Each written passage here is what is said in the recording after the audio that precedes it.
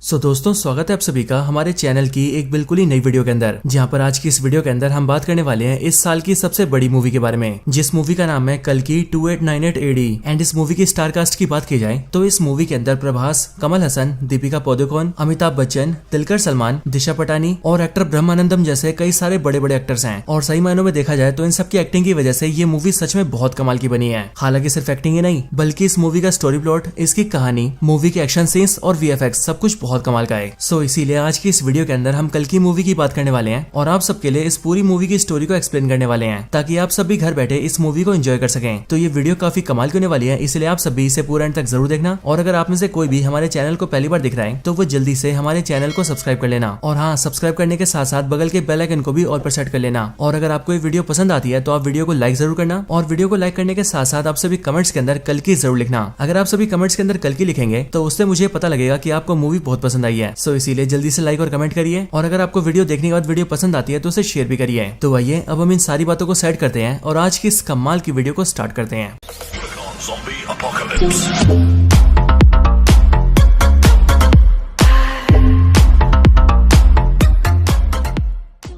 तो कल्कि मूवी की स्टार्टिंग होती है आज से कई हजार साल पहले से, बिल्कुल उस टाइम से जिस टाइम पर महाभारत का वॉर चल रहा था। और इसीलिए महाभारत के वॉर के अंदर हम ये देखते हैं कि पांडवों की सेना ने कौरवों की सेना को हरा दिया होता है। इसीलिए अश्वत्थामा को छोड़कर बाकी सारे लोग मारे जाते हैं। एंड यहीं पर हम ये देखते हैं कि महाभारत के टाइम में अश्वत्थामा और कोई नहीं बल्कि अमिताभ बच्चन होते हैं। वॉर के अंदर अश्वत्थामा जब ये देखते हैं कि पांडवों ने न सिर्फ उनके सारे दोस्तों कौरवों को मार दिया है, बल्कि उसके साथ ही पांडवों ने मिलकर उनके फादर द्रोणाचार्य को भी मार दिया है। और इसीलिए ये सारी चीजें देखकर अश्वत्थामा को बहुत गुस्सा आता है एंड वो सीधा ब्रह्मास्त्र को समन करता है। और क्योंकि इस टाइम पर अर्जुन के बेटे अभिमन्यु की वाइफ प्रेग्नेंट होती है, इसलिए अश्वत्थामा अपने ब्रह्मास्त्र से सीधा उस पर अटैक करता है, जिसके बाद ही अभिमन्यु की वाइफ के पेट में जो बच्चा होता है वो ब्रह्मास्त्र के अटैक से मारा जाता है। अब इस चीज को भगवान श्री कृष्ण देखते हैं एंड इसीलिए इस चीज को देखकर लॉर्ड कृष्णा को बहुत गुस्सा आता है। और इसीलिए पहले तो वो अश्वत्थामा को काफी बीट करते हैं एंड फिर उसके बाद ही वो अश्वत्थामा को श्राप देते हैं कि अब उसे ना चाहते हुए भी जिंदा रहना पड़ेगा और वो बेशक से मरने की भीख मांगेगा, लेकिन तब भी वो जिंदा रहेगा और जब तक पूरा कलयुग खत्म नहीं होता तब तक उसकी सांसें चलेंगी। लेकिन श्राप मिलने के बाद ही अश्वत्थामा को ये रियलाइज होता है कि उसने बहुत ही बड़ी गलती कर दी है एंड इसीलिए वो लॉर्ड कृष्णा से कहता है कि अब वो अपनी गलती समझ चुका है, इसीलिए वो पश्चाताप करना चाहता है। और फिर ये सुनकर ही लॉर्ड कृष्णा उसे पश्चाताप करने का मौका देते हैं। यहीं पर ही लॉर्ड कृष्णा अश्वत्थामा को बताते हैं कि अब आने वाला जो युग है वो है कलयुग, और उसी कलयुग के अंदर कली होगा जो कि एक बहुत ही पावरफुल डीमन होगा और वो दुनिया को बर्बाद करके रख देगा। लेकिन फिर उसी को मारने के लिए भगवान श्री कृष्ण जन्म लेंगे, वो भी कल्कि अवतार के अंदर। लेकिन हाँ, जब कल्कि अवतार जिस माता के जरिए जन्म ले रहे होंगे, कल्कि उसी माता को जन्म लेने से रोकेगा ताकि कल्कि का जन्म ना हो सके। और इसीलिए उसी टाइम पर अश्वत्थामा को उनकी मदद करनी होगी और ये मेक श्योर करना होगा कि कल्कि अवतार का जन्म हो। अब ये सब होने के बाद ही 6000 साल बीत जाते हैं और 6000 साल बीतने के बाद ही कहानी प्रेजेंट में आती है। कहानी के प्रेजेंट टाइम में आने के साथ ही हम ये देखते हैं कि महाभारत वॉर के खत्म होने के साथ ही कलयुग की शुरुआत हो गई थी। और इसीलिए इस कलयुग के अंदर जितने भी लोगों ने जन्म लिया है उन सभी लोगों ने खुद को काफी ज्यादा इवॉल्व किया, वो काफी ज्यादा डेवलप हुए और उन्होंने बहुत ही एडवांस टेक्नोलॉजी भी बना ली। और सिर्फ यही नहीं बल्कि अपने अपने बचाव के लिए उन सब ने काफी पावरफुल और एडवांस वेपन्स भी क्रिएट किए। लेकिन अब क्योंकि कलयुग के इंसानों के अंदर बहुत ज्यादा गुस्सा और नफरत है, इसीलिए अपने गुस्से और नफरत के चलते वो सब आपस में लड़ने लगे, जिसके रिजल्ट में उन सबके बीच वॉर छिड़ गई। एंड उन सारी वॉर्स के अंदर उन्होंने ना सिर्फ एक दूसरे को मारा बल्कि एक दूसरे को मारने के साथ ही उन्होंने पूरी दुनिया को भी बर्बाद कर दिया। इसीलिए प्रेजेंट टाइम के अंदर हम ये देखते हैं कि अब पूरी दुनिया डिस्ट्रॉय हो चुकी है और इसीलिए पूरी दुनिया के अंदर सिर्फ एक ही ऐसा शहर है जो कि इस टाइम पर जीने लायक है, और उस शहर का नाम है काशी, जो कि इंडिया के अंदर है। इसके साथ ही यहीं पर हम ये भी जानते हैं कि असल में काशी दुनिया का पहला शहर भी है, यानी कि जब मानव सभ्यता बसना शुरू हुई थी तब उस टाइम पर काशी सबसे पहले बसाया गया था। यहाँ पर हमें पता लगता है कि काशी शहर को छोड़कर पूरी दुनिया के अंदर ऐसा कोई भी शहर नहीं है जो कि जीने लायक है, क्योंकि वो सारी जगह बर्बाद हो चुकी है। हालांकि यहाँ पर हम ये भी जानते हैं कि काशी के अलावा एक और ऐसा शहर है जो कि जीने लायक है और उस शहर का नाम है शंबाला। लेकिन हाँ, मूवी के अंदर बहुत ही कम लोग ये जानते हैं कि शंबाला शहर कहाँ पर है, स्पेशली इसके बारे में सिर्फ वही लोग जानते हैं जो कि शंबाला में रहते हैं। अब मैं आप सबको इन रियलिटी बताऊं तो एक्चुअल रियलिटी के अंदर शंबाला नाम का कोई शहर नहीं है। लेकिन हाँ, अगर बुद्धिस्ट रिलीजन की माने तो बुद्धिस्ट लोग ऐसा मानते हैं कि शंबाला नाम का एक शहर एग्जिस्ट करता है और उनकी मान्यताओं के मुताबिक ये शहर हिमालयस के अंदर है, बट एक्चुअल में इसके बारे में कोई नहीं जानता है। और इसीलिए जिस तरह से इन रियलिटी शंबाला एग्जिस्ट करता है, ठीक उसी तरह से इसे मूवी में भी दिखाया गया है, क्योंकि मूवी में भी शंबाला शहर के बारे में कोई भी नहीं जानता है और ये भी एक छुपी हुई शहर है जिसका लोकेशन बहुत कम लोगों को पता है। अब काशी शहर के अंदर हम ये देखते हैं कि काशी के अंदर कई सारे लोग हैं और उन सब में से कुछ लोग अमीर हैं और बाकी सब लोग गरीब हैं, और इसीलिए जो भी लोग गरीब हैं उनकी जिंदगी बहुत बुरी है। इसके साथ ही काशी शहर के मिडिल एरिया के अंदर एक कॉम्प्लेक्स नाम की बहुत बड़ी जगह है जो कि देखने में एक उल्टे से ट्रायंगल जैसा दिखता है, लेकिन ये कॉम्प्लेक्स नाम का ऑब्जेक्ट काफी ज्यादा बड़ा है और इसके अंदर खाना, साफ पानी, साफ एयर, अच्छे कपड़े, अच्छे घर पेड़ पौधे, साफ नदियाँ, साफ जंगल और इस तरह की सारी चीजें हैं। एंड इसीलिए जो भी अमीर लोग हैं वो सब लोग इसके अंदर रहते हैं। हालांकि इस कॉम्प्लेक्स को काफी सिस्टमेटिकली तरीके से चलाया जाता है और जो इस पूरे कॉम्प्लेक्स को रूल करता है उसे सुप्रीम कहा जाता है। पूरा नाम कहे तो सुप्रीम यास्किन। अब ये जो सुप्रीम यास्किन है ये ना सिर्फ पूरे कॉम्प्लेक्स को रूल करता है बल्कि इसके साथ ही सब कुछ को मैनेज करने के लिए इसके पास खुद की आर्मी भी है, जिस आर्मी के सोल्जर्स इसके कहने पर सारे काम करते हैं। और इन सारी आर्मी को मैनेज करने के लिए इसके पास एक कमांडर भी है जो कमांडर ही आर्मी को ऑर्डर्स देता है। इसके साथ ही हम ये भी जानते हैं कि पूरे कॉम्प्लेक्स से लेकर पूरे काशी शहर के अंदर कोई डॉलर या फिर रुपीस जैसी करेंसी नहीं चलती, बल्कि यहाँ पर जो चलता है उसे यूनिट्स कहते हैं और ये यूनिट्स ही यहाँ के पैसे के बराबर है। और इसीलिए जो भी रिच आदमी इस कॉम्प्लेक्स के अंदर रहना चाहता है उसे यहाँ पर आने के लिए 1 मिलियन यूनिट्स देने पड़ते हैं। यानी कि सिंपली 1 मिलियन यूनिट्स दीजिए और फिर उसके बाद से आप कॉम्प्लेक्स के अंदर रह सकते हैं। लेकिन 1 मिलियन यूनिट्स का मतलब है 10 लाख यूनिट्स और इतने ज्यादा यूनिट्स किसी गरीब आदमी के पास नहीं है, इसीलिए उन सबको कॉम्प्लेक्स के बाहर रहना पड़ता है। लेकिन हाँ, वो सब भी कॉम्प्लेक्स के अंदर जाने का सपना जरूर देखते हैं। अब इसके बाद ये एंट्री होती है हमारी मूवी के मेन हीरो की, यानी कि रेबल स्टार प्रभास की, जिनके कैरेक्टर का इस मूवी के अंदर नाम है भैरवा।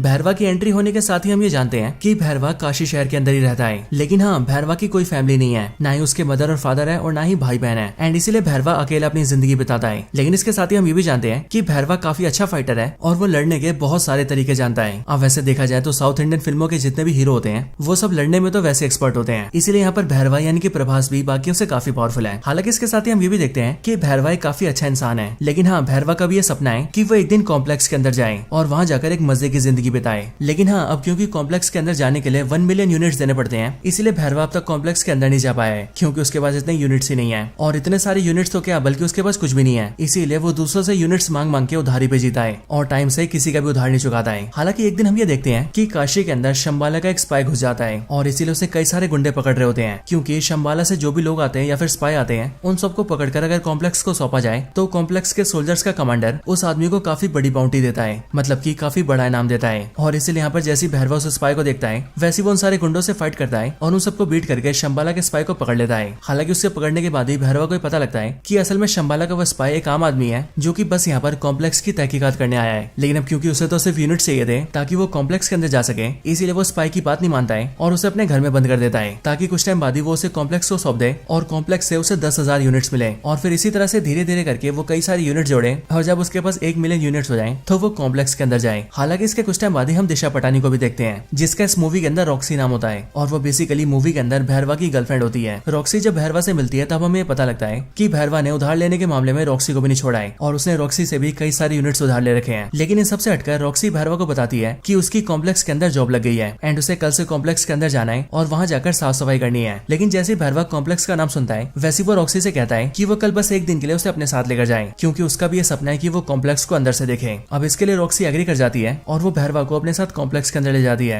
अंदर आने के बाद ही भैरवा को बहुत खुशी होती है, क्योंकि वो देखता है कि कॉम्प्लेक्स अंदर से बहुत सुंदर है, वहाँ बहुत सारा साफ पानी है, खाने के लिए बहुत कुछ है, वहाँ नदियां हैं, जंगल है और इसी तरह की बहुत सारी सुंदर सुंदर चीजें हैं। एंड इसलिए ये सब देखकर भैरवा थोड़ा पागल हो जाता है और वो रॉक्सी के साथ मिलकर सब कुछ के मजे लेने लगता है। लेकिन हाँ, कुछ टाइम बाद ही वो सोल्जर्स के हाथों पकड़ा जाता है, जिस वजह से कॉम्प्लेक्स के सोल्जर्स भैरवा को बाहर निकाल देते हैं। लेकिन हाँ, जब भैरवा को कॉम्प्लेक्स से निकाल दिया जाता है तब उसका कॉम्प्लेक्स के अंदर जाने का और भी ज्यादा मन करने लगता है, क्योंकि उसने कॉम्प्लेक्स के अंदर का ट्रेलर जो देख लिया होता है। एंड इसीलिए भैरवा ये डिसाइड करता है कि वो जल्दी से जल्दी कॉम्प्लेक्स के अंदर जाकर ही रहेगा और कॉम्प्लेक्स के अंदर ही जिंदगी बिताएगा। अब इसके बाद ही सीन शिफ्ट होता है और हमें सीधा कॉम्प्लेक्स के अंदर का नजारा दिखता है। कॉम्प्लेक्स के अंदर हम एक बहुत बड़ी सी लैब को देखते हैं, जिस लैब के अंदर बहुत सारी लड़कियां होती हैं और कई सारे साइंटिस्ट होते हैं जो कि उन सब पर रिसर्च कर रहे होते हैं। लेकिन फिर इसके बाद ही हमें कॉम्प्लेक्स का सुप्रीम दिखता है, यानी कि सुप्रीम यास्किन। और फिर यहीं पर ही हमें पता लगता है कि सुप्रीम यास्किन ही एक्चुअल में कली है। बट यहाँ पर हम ये जानते हैं कि कली यानी कि सुप्रीम यास्किन बहुत ही बुरी हालत में होता है। उसकी बॉडी काफी दुबली पतली और कमजोर सी होती है एंड उसके अंदर पावर्स भी नहीं होती है। हालांकि यहीं पर मैं आप सबको बता दूं कि ये जो सुप्रीम यास्किन होता है यानी कि कली, ये एक्चुअल में एक्टर कमल हसन होते हैं, क्योंकि कमल हसन ने इस मूवी के अंदर सुप्रीम यास्किन की एक्टिंग की है। और वैसे यहाँ पर ज्यादा कंफ्यूजन ना हो उसके लिए हम कली को सुप्रीम यास्किन के नाम से नहीं बल्कि कली के नाम से बुलाएंगे। अब यहाँ पर हम ये देखते हैं कि कली बहुत बुरी हालत में होता है और इसीलिए उसे अपनी पावर्स वापस चाहिए होती है एंड वो खुद को फिर से ठीक करना चाहता है, या फिर यूं कहे वो खुद को पावरफुल करना चाहता है। इसके साथ ही हम ये भी जानते हैं कि कली एक्चुअल में ह्यूमन से बहुत नफरत करता है, क्योंकि कली का ऐसा मानना है कि ह्यूमंस नेचर को डिस्ट्रॉय कर रहे हैं और इन 6000 सालों में जब से कलयुग चलता आ रहा है तब उन पूरे सालों के अंदर ह्यूमंस ने पूरी दुनिया को बर्बाद करके रख दिया है। इसीलिए ह्यूमन बींग्स को जीने का कोई अधिकार नहीं है एंड इसीलिए वो सारे के सारे ह्यूमंस को खत्म कर देना चाहता है। लेकिन उससे पहले वो खुद को पावरफुल करना चाहता है। लेकिन खुद को ठीक करने के लिए और बहुत ज्यादा पावरफुल बनने के लिए कली को एक सीरम की जरूरत है, जो सीरम एक प्रेग्नेंट वुमेन के पेट से निकल सकता है, यानी कि ऐसे वुमेन के पेट से जिसके पेट के अंदर चाइल्ड हो। और इसके लिए कली ने एक बहुत बड़ी लैब बना रखी है एंड उस लैब में काम करने के लिए उसके पास सारे टॉप साइंटिस्ट हैं और कली के पास जितने जितने भी सोल्जर्स हैं वो उनकी मदद से बहुत सारी लड़कियों को पकड़ के लाता है और उन सबको अपनी लैब के अंदर कैद करके रखता है। और फिर उसके बाद ही कली उन सारी लड़कियों के अंदर सीडिंग करता है, जो कि बेसिकली एक साइंटिफिक एक्सपेरिमेंट है जिसके जरिए वो लड़कियों को प्रेग्नेंट करता है। लेकिन यहाँ पर वो नॉर्मली प्रेग्नेंट नहीं करता है, बल्कि वो सीडिंग करने के लिए किसी स्पेशल मेथड का यूज करता है और सीडिंग में कुछ स्पेशल मिलाता भी है, जिसके बाद लड़कियां प्रेग्नेंट होने लगती हैं। हालांकि यहाँ पर हम ये भी देखते हैं कि यहाँ पर जितनी भी लड़कियों के ऊपर सीडिंग की जाती है उनमें से सारी की सारी लड़कियां प्रेग्नेंट नहीं होती हैं। इसीलिए जो भी प्रेग्नेंट होती हैं उन सबको अलग जगह रखा जाता है एंड उन्हें रहने के लिए और खाने पीने के लिए सब कुछ बहुत ही बढ़िया दिया जाता है। लेकिन जो भी लड़कियां सीडिंग के बाद भी प्रेग्नेंट नहीं हो पाती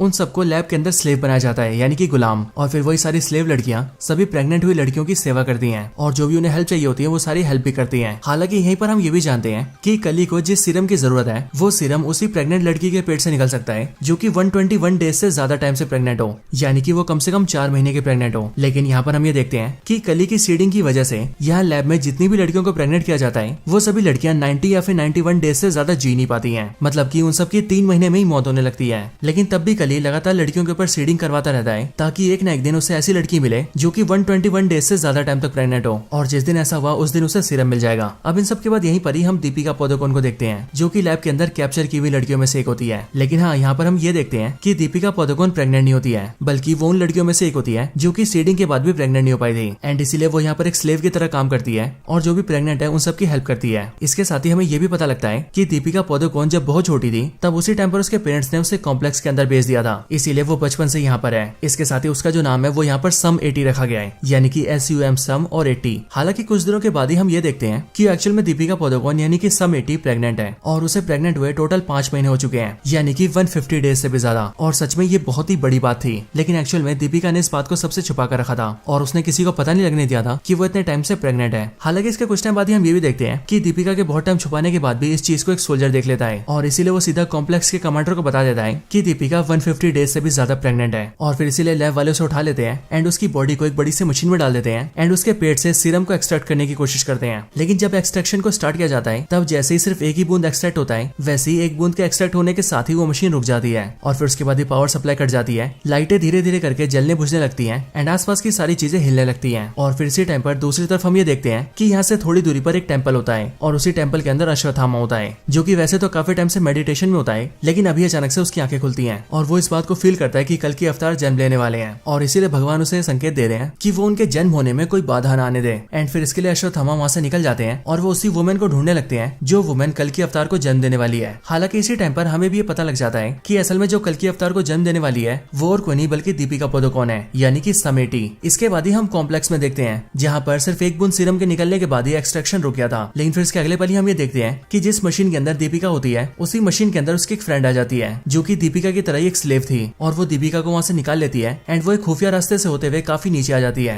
वहाँ पर आने के बाद ही वो दीपिका को बताती है कि वो असल में शंबाला की एक स्पाई है एंड वो पिछले 2 सालों से कॉम्प्लेक्स के अंदर है और यहाँ आकर वो सारी इन्फॉर्मेशन इकट्ठा कर रही है ताकि वो इन सब के बारे में शंबाला शहर के अंदर बता सके। नीचे लाने के बाद ही वो दीपिका को गेट के पास ले आती है और वो दीपिका को बताती है कि यहाँ पर एक खुफिया गेट है जहाँ से वो लोग कॉम्प्लेक्स से बाहर निकल सकते हैं। इसके साथ ही वो ये भी बताती है कि उसने अपने कुछ दोस्तों को सिग्नल देकर वहाँ पर बुला लिया है और इसलिए वो ये चाहती है कि दीपिका वहाँ से निकल जाए, जिसके बाद उसके दोस्त उसे सीधा शंबाला ले जाएंगे और वहाँ पर वो सुरक्षित रहेगी। हालांकि दीपिका उससे ये पूछती है कि वो आखिर ये सब क्यों कर रही है, जिस पर वो दीपिका को बताती है कि असल में शंबाला एक काफी पवित्र शहर है एंड वहाँ पर हम सबका ये मानना है कि एक औरत भगवान को जन्म देगी, यानी कि कल की अवतार को, जिसके बाद ही वो कल की अवतार सारे इंसानों का भला करेंगे और इसी उम्मीद पर हमारा पूरा शंबाला शहर जी रहा है। एंड मुझे ऐसा लगता है कि तुम ही वो औरत हो जो कि भगवान को जन्म देने वाली है, इसीलिए मेरा कर्तव्य है कि मैं तुम्हारी जान बचाऊं। इसके बाद ही वो दीपिका से कहती है कि वो यहाँ से बाहर निकल जाए और उसके पीछे सोल्जर्स ना आए, इसीलिए उन्हें रोकने के लिए वो यहाँ पर रुकेगी। ये सुनकर दीपिका वहाँ से बाहर आ जाती है और बाहर आने के बाद ही वो देखती है कि उसके सामने शंबाला के 3 और एजेंट्स होते हैं जो कि दीपिका को ले जाने के लिए एक बड़ी सी गाड़ी लेकर आए होते हैं। वो तीनों जल्दी से दीपिका को बिठाते हैं और उसे लेकर वहाँ से निकल जाते हैं और जल्दी से जल्दी शंबाला पहुंचने की कोशिश करते हैं। हालांकि इसके बाद ही हम कॉम्प्लेक्स में ही देखते हैं कि कमांडर को ये पता लग जाता है कि सम 80 वहाँ से निकल चुकी है और इसीलिए वो अपने सारे सोल्जर्स को उसके पीछे लगाता है एंड सबसे कहता है कि वो उसे पकड़ कर लेकर आए। इसके साथ ही वो शहर के अंदर भी अनाउंस कर देता है कि जो भी सम 80 को पकड़ कर लाएगा उसे इनाम के तौर पर 5 मिलियन यूनिट्स मिलेंगे। एंड इसलिए यहाँ पर हम ये देखते हैं कि इस वाले ऑफर को भैरवा भी देखता है और इसीलिए वो सोचता है कि अगर उसने सम 80 को पकड़ लिया तो उसे 5 मिलियन यूनिट्स मिलेंगे एंड देन उसके बाद वो बड़े आराम से कॉम्प्लेक्स के अंदर जा पाएगा और इसलिए वो भी दीपिका की यानी कि सम 80 की तलाश में निकल जाता है। इधर जो 3 लोग दीपिका को शंबाला लेकर जा रहे थे हम उनके बारे में भी जानते हैं एंड यहाँ पर हमें पता लगता है कि इनके नाम वीरान और कायरा होते हैं एंड इन दोनों के साथ इनका एक और साथी होता है। और यहाँ पर हम ये भी देखते हैं कि यहाँ पर कायरा दीपिका से उसका नाम पूछती है, जिस पर वो उसे बताती है कि उसका नाम सम 80 है, पर फिर वो दीपिका से कहती है कि उसे उसका नाम सम 80 नहीं रखना चाहिए बल्कि इससे इससे बढ़िया उसे उसका नाम सुमति रखना चाहिए। और फिर यहीं से हम ये देखते हैं कि दीपिका अपना नाम समिति नहीं बल्कि सुमति रख लेती है। हालांकि इसके कुछ टाइम बाद ही हम ये देखते हैं कि कॉम्प्लेक्स के सोल्जर इन्हें ढूंढ लेते हैं और इसीलिए वो लोग इन पर अटैक कर देते हैं और सुमति को वहां से ले जाने की कोशिश करते हैं। पर फिर उसी टाइम पर यहाँ पर एंट्री होती है अश्वत्थामा की, यानी कि अमिताभ बच्चन की, जो कि यहाँ पर जैसे आते हैं वैसे वो सारे सोल्जर्स को बीट कर देते हैं और इन सबको पेल पाल के वो सुमति को बचा लेते हैं। एंड वो सुमति से ये भी कहते हैं कि अब से वही उसकी हिफाजत करेंगे क्योंकि वो बहुत ही जल्दी भगवान को जन्म देने वाली है। हालांकि इसके कुछ टाइम बाद ही हम ये देखते हैं कि वहाँ पर भैरवा भी आ जाता है जिसने की सुमति को ढूंढ लिया होता है और इसीलिए यहाँ पर आने के बाद ही वो सुमति को ले जाने की कोशिश करता है, जिस वजह से भैरवा और अश्वत्थामा दोनों के बीच फाइट होती है। एंड इसी फाइट में अश्वत्थामा भैरवा को पटक देता है और उसे बुरी तरह से हरा देता है, जिसके बाद वो सब लोग सुमति को लेकर सीधा शंबाला निकल जाते हैं। इधर दूसरी साइड जैसी कमांडर को पता लगता है कि सोल्जर्स को सुमति मिली थी, वैसे वो अपने कई और सोल्जर्स के साथ मिलकर सीधा उसी जगह पर आ जाता है जहाँ पर भैरवा और अश्वत्थामा की फाइट हुई थी।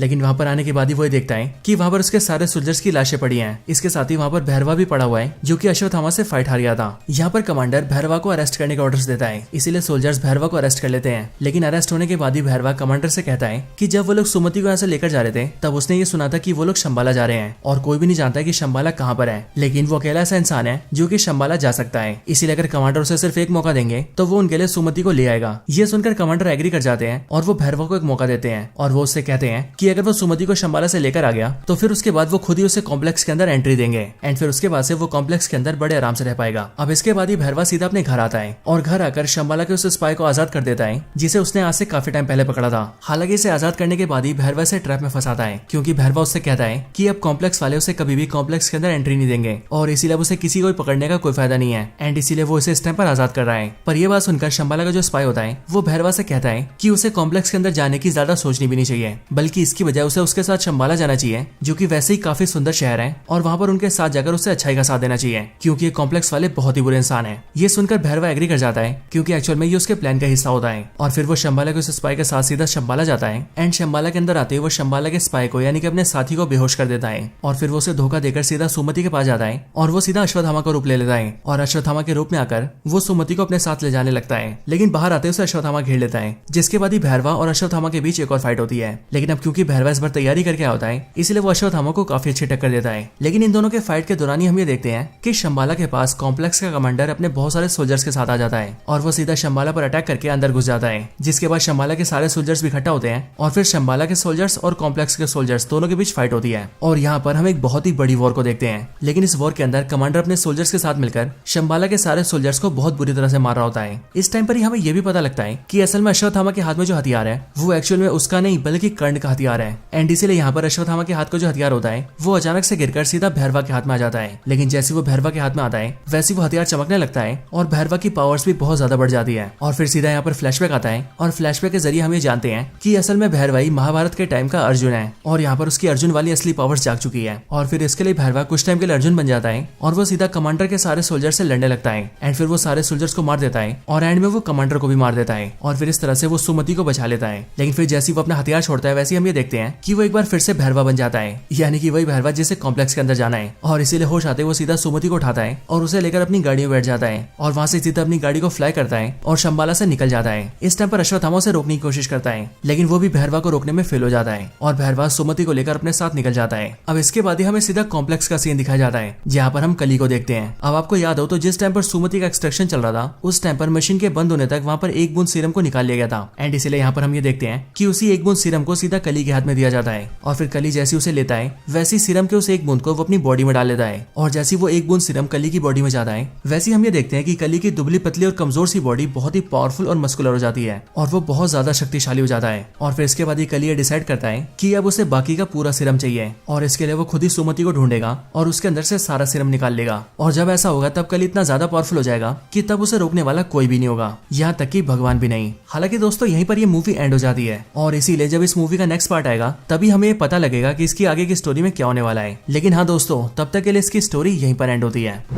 सो दोस्तों यही थी वीडियो कल की मूवी के ऊपर। आप सबको इस मूवी की स्टोरी और हमारी वीडियो कैसी लगी ये आप मुझे कमेंट्स के अंदर जरूर बताना और अगर आप सभी का कोई और रिकमेंडेशन हो तो आप वो भी मुझे कमेंट्स के अंदर बता सकते हैं। बाकी वीडियो पसंद आई हो तो इसे लाइक जरूर करें और कमेंट्स के अंदर भी कल की जरूर लिखें। आप वीडियो को लाइक और कमेंट जरूर करना क्योंकि जब आप वीडियो को लाइक करेंगे और कमेंट्स के अंदर कल्कि लिखेंगे तब हमें भी ये पता लगेगा कि आप सबको वीडियो बहुत पसंद आई है। और हाँ, अगर आपको सच में वीडियो ज्यादा पसंद आई हो तो आप वीडियो को लाइक और कमेंट करने के साथ साथ वीडियो को शेयर भी कर देना, ताकि आपके साथ साथ आपके सारे दोस्त भी इस वीडियो को देखकर मूवी की स्टोरी जान पाएं। और हाँ, अगर आपको इसके अलावा हमारे चैनल की कोई और ऐसी वीडियो देखनी हो तो आप सिंपली हमारे चैनल को चेकआउट कर सकते हैं, या फिर मैंने कई सारी वीडियोस के लिंक डिस्क्रिप्शन में भी दिए हुए हैं। आपका जो मन करे आप वो वाली वीडियो देख सकते हैं और मुझे उम्मीद है कि आपको वो सारी वीडियोस बहुत पसंद आएंगी। तो बस आज की इस वीडियो में इतना ही। इस वीडियो को यहीं पर एंड करते हैं। मैं मिलता हूँ आपसे ऐसी किसी और बेहतरीन वीडियो में। तब तक के लिए गुड बाय।